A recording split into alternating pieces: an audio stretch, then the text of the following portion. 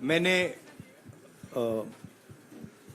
आप सब से काफी बार बोला है कि हिंदुस्तान में लोकतंत्र पर आक्रमण हो रहा है और इसका हमको हर रोज नए नए उदाहरण मिल रहे हैं। सवाल मैंने एक ही पूछा था,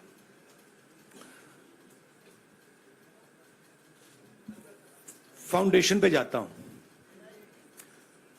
अदानी जी की शेल कंपनीज हैं, अदानी जी की शेल कंपनीज हैं, उसमें 20,000 करोड़ रुपया किसी ने इन्वेस्ट किया। अदानी जी का पैसा नहीं है, अदानी जी का इंफ्रास्ट्रक्चर बिजनेस है, पैसा किसी और का है। सवाल यह है, ये जो 20,000 करोड़ रुपए हैं ये किसके हैं? यह सवाल मैंने पूछा। मैंने पार्लियामेंट हाउस में प्रूफ देके, जो मीडिया रिपोर्ट से मैंने निकाला, अदानी जी और नरेंद्र मोदी जी के रिश्ते के बारे में डिटेल में बोला। रिश्ता नया नहीं है, रिश्ता पुराना है। जब नरेंद्र मोदी जी गुजरात के सीएम बने थे तब से रिश्ता है और उसके बहुत सारे पब्लिक प्रूफ्स हैं। हवाई जहाज में मैंने फोटो दिखाई, नरेंद्र मोदी जी बड़े कंफर्ट में बैठे हुए थे अपने दोस्त, अपने मित्र के साथ। पार्लियामेंट में मैंने दिखाई। यह सवाल मैंने पूछा। फिर मेरी स्पीच को एक्सपंज किया गया। मैंने स्पीकर को डिटेल चिट्ठी लिखी, पॉइंट बाय पॉइंट, कि मैंने कहा कि एयरपोर्ट्स अदानी जी को रूल बदल के दिए गए हैं। ये लीजिए रूल की कॉपी जिसको बदला गया है। चिट्ठी लिखी, कोई फर्क नहीं पड़ा। फिर मेरे बारे में मंत्रियों ने पार्लियामेंट में झूठ बोला कि मैंने विदेशी ताकतों से मदद मांगी। मैंने ऐसी कोई बात नहीं की है। मैंने कहा, स्पीकर से मैंने जाके कहा, स्पीकर सर, पार्लियामेंट का नियम है कि अगर किसी मेंबर पर कोई एक्यूजेशन लगाता है तो उस मेंबर को जवाब देने का हक होता है। मैंने एक चिट्ठी लिखी, उस चिट्ठी का जवाब नहीं आया। दूसरी चिट्ठी लिखी, उस चिट्ठी का जवाब नहीं आया। फिर मैं स्पीकर के चेंबर में गया। मैंने स्पीकर सर से कहा, स्पीकर सर, ये कानून है, ये रूल है, इन्होंने झूठा आरोप लगाया है, मुझे आप बोलने क्यों नहीं दे रहे हैं? स्पीकर सर मुस्कुराते हैं, कहते मैं नहीं कर सकता। और फिर उसके बाद आपने सबने देखा क्या हुआ। सवाल पूछना मैं बंद नहीं करूंगा। नरेंद्र मोदी जी का अदानी के साथ क्या रिश्ता है और 20,000 करोड़ रुपए किसके हैं, मैं पूछता जाऊंगा। मुझे कोई डर नहीं लगता इन लोगों से। और अगर ये सोचें कि मुझे डिस्क्वालीफाई करके, धमका के, जेल में डाल के मुझे बंद कर सकते, नहीं, मेरी वो हिस्ट्री नहीं है। मैं हिंदुस्तान के लोकतंत्र के लिए लड़ रहा हूं और मैं हिंदुस्तान के लोकतंत्र के लिए लड़ता रहूंगा। किसी चीज से नहीं डरता हूं, यह सच्चाई है। अब आप सवाल पूछिए। राहुल जी, मैं मोहित दुबे हूं। मेरा सवाल यह है कि आप शहीदों के परिवार से आते हैं। आपकी दादी भी डिस्क्वालीफाई हुई, जनता के बीच गई, आप सत्ता में वापस आए। आज के दौर में राहुल गांधी भी डिस्क्वालीफाई हो गए हैं क्योंकि तमाम आपने इश्यूज को उठाया, चीन के इश्यूज को उठाया। क्या राहुल गांधी भी जनता के बीच में जाएंगे और वही वापसी फिर से करेंगे? राहुल गांधी भारत जोड़ो यात्रा में 4.5 महीने जनता के बीच में रहेंगे और वो मेरा काम है, वो मैं करता जाऊंगा। हाँ जी, अनवर। आज के हिंदुस्तान में आज के हिंदुस्तान में जो पहले राजनीतिक पार्टियों को सपोर्ट मिलती थी, मीडिया से मिलती थी, बाकी इंस्टीट्यूशन से मिलती थी, वो नहीं मिलती है। तो ऑपोजिशन की पार्टीज को एक ही रास्ता है, जनता के बीच में जाने का। हाजी अनवर। सर, भारतीय जनता पार्टी ने आप पर ओबीसी समुदाय के अपमान का आरोप लगाया है, इस पर आप क्या जवाब देना चाहेंगे भारतीय जनता पार्टी को? मैं पिछले भारत जोड़ो यात्रा में, आप मेरी कोई भी स्पीच देख लीजिए, मैं वहां कह रहा हूं सब समाज एक हैं, सबको एक साथ चलना चाहिए, भाईचारा होना चाहिए, नफरत नहीं होनी चाहिए, हिंसा नहीं होनी चाहिए। तो मेरी पोजीशन बिल्कुल क्लियर है। ये ओबीसी का मामला नहीं है, ये नरेंद्र मोदी जी और अदानी जी के रिश्ते का मामला है। 20,000 करोड़ रुपए जो अदानी जी को पता नहीं कहां से मिले, उसके बारे में मैं सवाल पूछ रहा हूं और उसका जवाब चाहिए। बीजेपी ध्यान को भड़काने की कोशिश करती है, कभी ओबीसी की बात करेगी, कभी विदेश की बात करेगी, कभी कुछ और बात करेगी, कभी डिस्क्वालिफिकेशन की बात करेगी, मगर सवाल यही है 20,000 करोड़ रुपए, $3 बिलियन किसका था? संजय मिश्रा। और वो अदानी का पैसा नहीं हो सकता। संजय मिश्रा।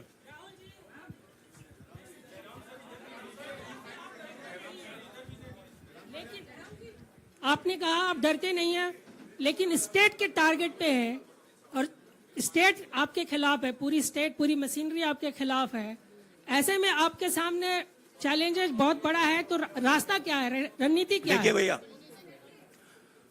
चाहे स्टेट हो, चाहे कुछ भी हो, मैं सच्चाई को देखता हूं। मुझे और किसी चीज में इंटरेस्ट नहीं है, मैं सच्चाई बोलता हूं।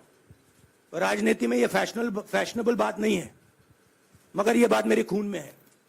मैं और कोई रास्ता निकाल ही नहीं सकता हूं। तो मेरा काम यह है, यह मेरी तपस्या है, जीवन की तपस्या है, उसको मैं करता जाऊंगा। चाहे मुझे डिस्क्वालीफाई करें, मारे पीटे, जेल में डाले, मुझे कोई फर्क नहीं पड़ता। मुझे अपनी तपस्या करनी है।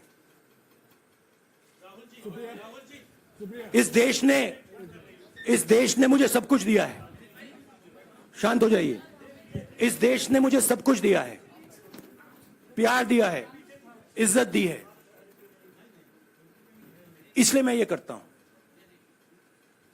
हाँ, Supriya. Sir, Rahul sir, BJP के जो लीडर्स आप पे अटैक कर रहे हैं उस पर आप क्या कहेंगे? और इसके अलावा वायनाड, वहां पर जब से खबर गई है, वहां पे लोग बहुत डिसबिलीफ में हैं, प्रोटेस्ट भी इरप्ट हो रहा है।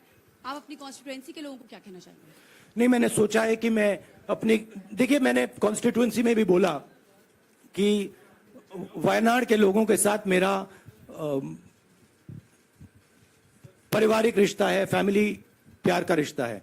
तो मैंने सोचा कि मैं वायनाड के लोगों के लिए अपनी एक चिट्ठी लिखूं उनके लिए कि मेरे दिल में उनके लिए क्या है। तो वो तो मैं रिजॉल्व कर दूंगा। उनका, देखिए, बीजेपी के नेताओं का काम यही है। देखिए, वो सब नरेंद्र मोदी जी से डरते हैं, कारण आप जानते हो। नरेंद्र मोदी जी ने कहा कि देखिए ध्यान हटाना है। वो सब जानते हैं अदानी जी और नरेंद्र मोदी जी का रिश्ता, सारे के सारे जानते हैं क्या रिश्ता है, सब जानते हैं, मगर डरते हैं।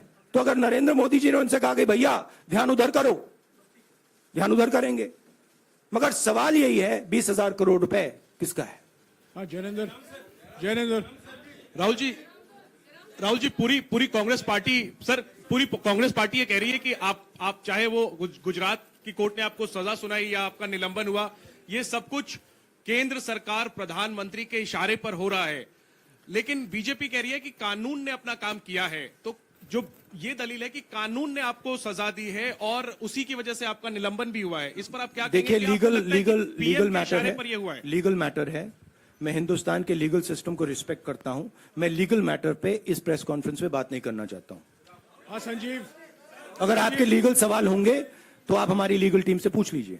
Sanjeev, 1 minute. Sanjeev.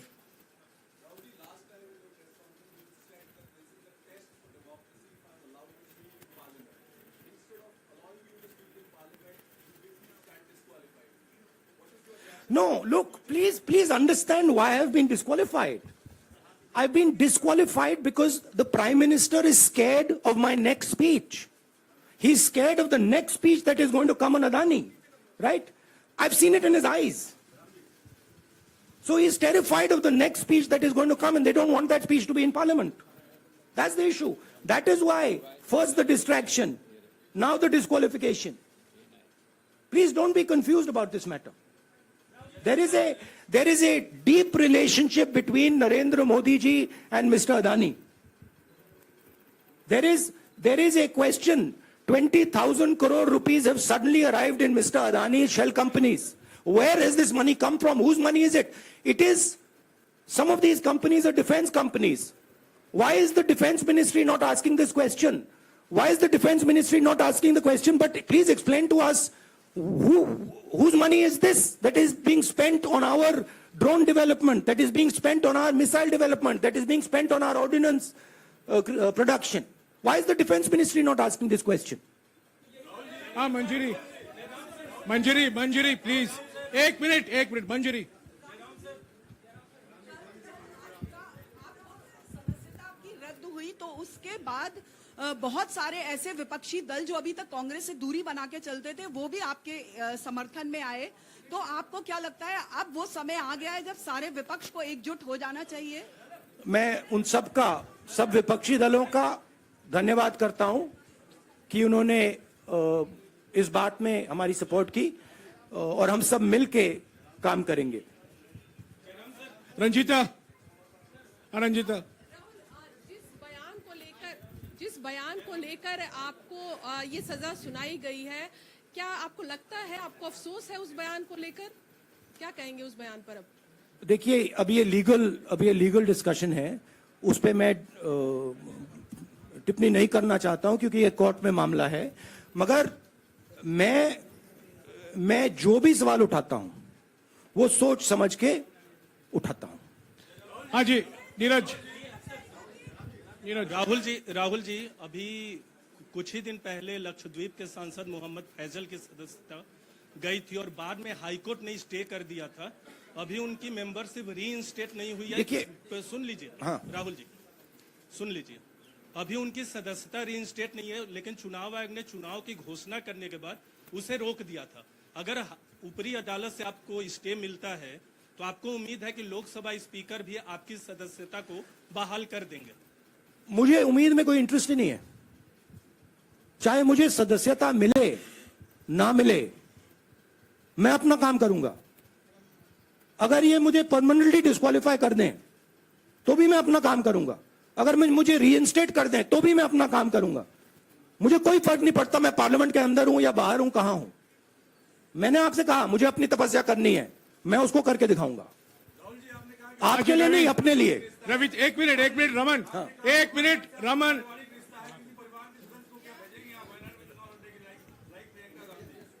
It is not up to me, it is up to Congress president कौन जाएंगे.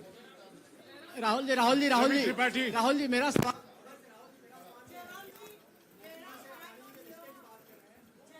आपके यहाँ बैठे हैं. हाँ. दोनों मुख्यमंत्रियों का भी अडानी जी से रिश्ता है, उनके साथ लेन देन का मामला, उसका कहा धंधे का मामला है.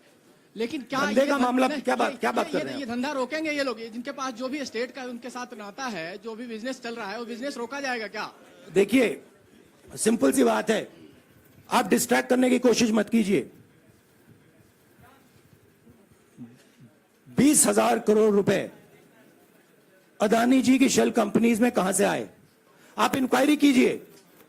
अगर बात निकली कि हमारे चीफ मिनिस्टर का पैसा है तो इनको जेल में डाल दीजिए. अगर बात निकली तो किसी और का पैसा है तो उसको जेल में डालिए. हाँ Siddharth sir. Rahul sir, please. Madam, एक मिनट. मैडम आप लोकतंत्र को समझिए. ये जो पैनिक रिएक्शन इन्होंने किया है नरेंद्र मोदी जी ने, इससे सबसे ज्यादा फायदा मिलेगा विपक्ष को. ये इन्होंने हमें हथियार पकड़ा दिया है. ये आप बात समझिए. ये मोदी जी पैनिक में आ गए कि बात निकल जाएगी. ये 20,000 करोड़ रुपए किसके हैं, डर गए, घबरा गए. इन्होंने पूरा सीक्वेंस शुरू कर दिया. ये विपक्ष को सबसे बड़ा इन्होंने हथियार दिया है. राहुल जी, क्योंकि जनता के माइंड में अब एक सवाल आ गया है कि जनता जानती है कि अदानी जी भ्रष्ट व्यक्ति है। अब जनता के माइंड में यह सवाल उठा है कि इस भ्रष्ट व्यक्ति को हिंदुस्तान का प्रधानमंत्री क्यों बचा रहा है।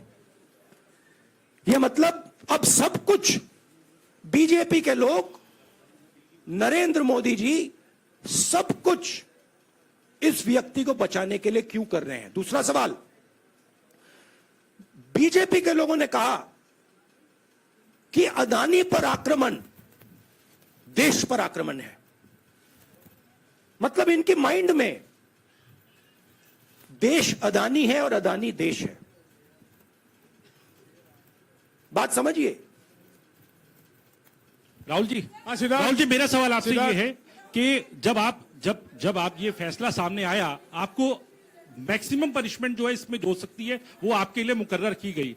इस बीच कई लोगों ने ये भी कहा, आपके पार्टी के भी एक सांसद ने कहा कि कम से कम जज को ये देखना चाहिए था कि सामने जो शख्स है वो एक गांधी परिवार से आता है। इस पर आप क्या कहेंगे और आपको लगता है मैक्सिमम पनिशमेंट जो है आपके केस में, मैक्सिमम पनिशमेंट आपके लिए मुकर्रर की गई, क्या आपको इसके पीछे क्या कहना है आपका? वही मैंने कहा, अगर distraction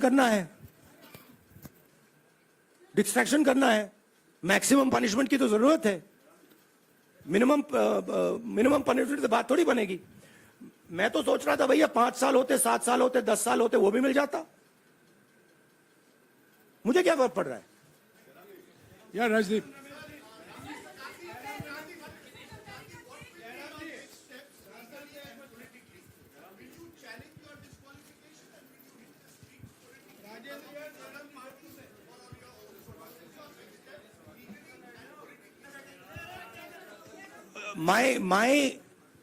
I have only one step, and that step is to fight for the truth in this country and to defend the democratic nature of this country that is under. Please let me finish, Rajdeep, unless you want to answer it for me. You do that also sometimes. Yeah. So my job, as I see it, is to defend the democratic nature of this country. And I will do whatever I have to do to defend the democratic nature of this country. What does that mean? That means defending the institutions of this country. That means defending the voice of the poor people of this country. That means telling the people of this country the truth about people like Mr. Adani, who are basically exploiting the relationship they have with the Prime Minister. yeah, Pallavi, please 1 second. Let's go. Look, see, these are legal matters. It makes me no difference. I told them, it makes me no difference if I'm disqualified, not qualified, whatever. It makes me no difference. Disqualify me for life. Put me inside jail. I will keep going. I will not stop. Mr. Gandhi, Yeah, Mr. Pallavi. Gandhi, two things here. One, are you worried or apprehensive about the political relevance of, say, the opposition and the Congress Do I look party worried to you? post? One. Second, Do I look worried to you? I'm excited. I'm happy that these people are giving me the best gift they could give me. And second, Mr. Gandhi, is that BJP's reaction since yesterday is that if you hadn't torn the ordinance then perhaps you wouldn't be facing the law today. Your response to that? My response to that is that when somebody is guilty of something, they want to distract everybody's attention. Right? If you catch a thief, the first thing he says is, I didn't do it. The second thing he says, look there, look there, look there, look there. Right? That's what the BJP is doing. We have caught 20,000 crore rupees entering Mr. Adani's companies. Nobody knows whose money that is. That money cannot be Mr. Adani's money. He does not generate this type of money. So that money has come from someone. All this, OBC, disqualification, anti-national, all this is to distract from the panic that the Prime Minister is feeling. That his relationship with Mr. Adani is going to be exposed. Let me tell you, that relationship is going to be exposed. Nobody is going to stop that. It is going to happen. because the opposition is going to press this thing until we find the answer. हाँ रवि सिसोदिया जी को दे दो. राहुल जी जो judgement आया उसको लेकर BJP ने उसको किया है कि आपने ओबीसी का अपमान किया. पूरे देश में प्रेस कॉन्फ्रेंस करने की तैयारी कर रहे हैं कि आपने ओबीसी का अपमान किया था. भैया देखिए, पहला आपका अटेम्प्ट वहां से आया, दूसरा आपका अटेम्प्ट यहां से आया, तीसरा आपका अटेम्प्ट यहां से आया. आप इतनी डायरेक्टली बीजेपी के लिए क्यों काम कर रहे हो? थोड़ी डिस्कशन से करो यार, थोड़ा घूम घाम के पूछो. क्या आपको ऑर्डर दिया है क्या? देखो मुस्कुरा रहे हैं. घूम घाम मैं आपको उदाहरण देता हूं. आप थोड़ा घूम घाम के निकाल नुकुल के बोलो. देखो ऐसे बोलो पहले, राहुल जी. हाँ, तो please if you want to work for the BJP, then bring a BJP flag symbol here and put it on your chest. Then I'll answer you the same way I answer them. Don't pretend to be a pressman. Vikrant. Rahul ji हवा निकल गई. Rahul ji BJP के लोग बार बार ये बात कहते हैं कि आपने जब विदेश में जाके भाषण दिया तो उन्होंने कहा माफी मांग लेते. अभी कहा कि कोर्ट में आपसे कहा गया माफी मांग लेते. तो जब ये लोग कहते हैं राहुल गांधी माफी मांग लेते, तो राहुल गांधी क्या सोचते हैं? राहुल गांधी सोचता है मेरा नाम सावरकर नहीं है, मेरा नाम गांधी है. गांधी किसी से माफी नहीं मांगता. और मैंने कहा पार्लियामेंट हाउस में, कहा कि भैया मुझे बोलने दीजिए ना, एक बार तो बोलने दीजिए. 2 बार चिट्ठी लिखी, तीसरी बार मैं पर्सनली स्पीकर से जाके कहता हूं, स्पीकर सर प्लीज, आप डेमोक्रेसी के लोकतंत्र के आप प्रोटेक्टर हैं, मुझे बोलने दीजिए. मुस्कुरा के कहते हैं भैया मैं तो नहीं कर सकता. आप नहीं कर सकते तो कौन कर सकता है?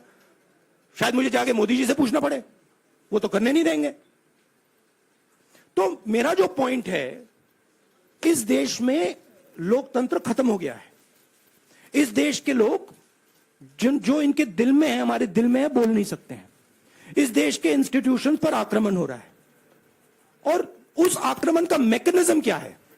उस आक्रमण का मैकेनिज्म नरेंद्र मोदी जी और अदानी जी का रिश्ता है. वो फाउंडेशन है. मैं नरेंद्र मोदी जी पर सवाल नहीं पूछ रहा हूं, मैं अदानी जी पर सवाल पूछ रहा हूं. बीजेपी अदानी जी को क्यों प्रोटेक्ट कर रही है? आप नरेंद्र मोदी जी को प्रोटेक्ट कीजिए. मैं अदानी जी पे पूछ रहा हूं, आप अदानी जी को क्यों प्रोटेक्ट कर रहे हो? आप इसलिए अदानी जी को प्रोटेक्ट कर रहे हो क्योंकि आप ही अदानी हो. Thank you.